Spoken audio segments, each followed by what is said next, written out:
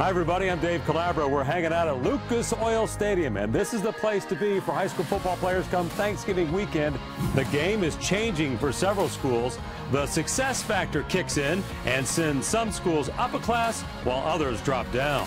And who are the players to watch this season? We've gathered some of the best ballers in Central Indiana and their coaches to talk about what to expect. Plus, keeping student athletes safe is the #1 goal of coaches, trainers, and parents. Bob Siegel will update us on helmet ratings and how schools are keeping up with new technology aimed at preventing concussions. 2014 was exciting. Rich Knight's back with us, and he's ready for some football, aren't you? Oh, absolutely. You know, last year we saw some schools add to their state title tradition here at Lucas Oil Stadium, but that tournament success factor is really starting to have an impact. In fact, only one private school won a state championship in 2014.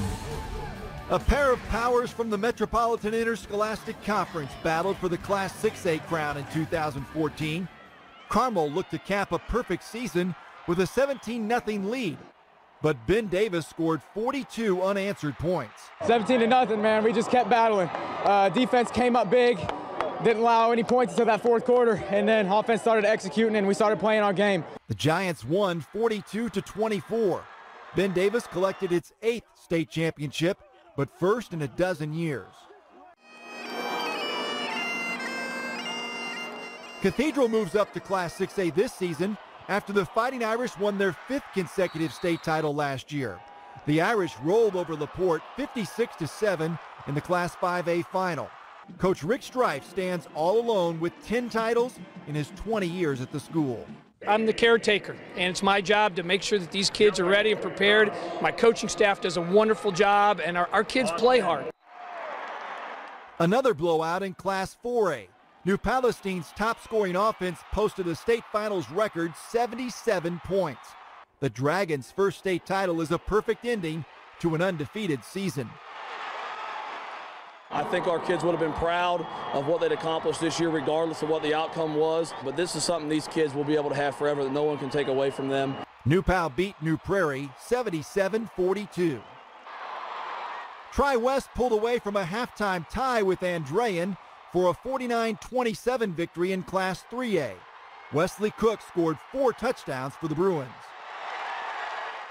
It takes the whole team to shine like that, and I had to thank the linemen and stuff and the whole team. The whole team had a great game. Rensselaer Central won its first state title in any sport. The Bombers beat Evansville Mater Dei 45-21 for the Class 2A championship.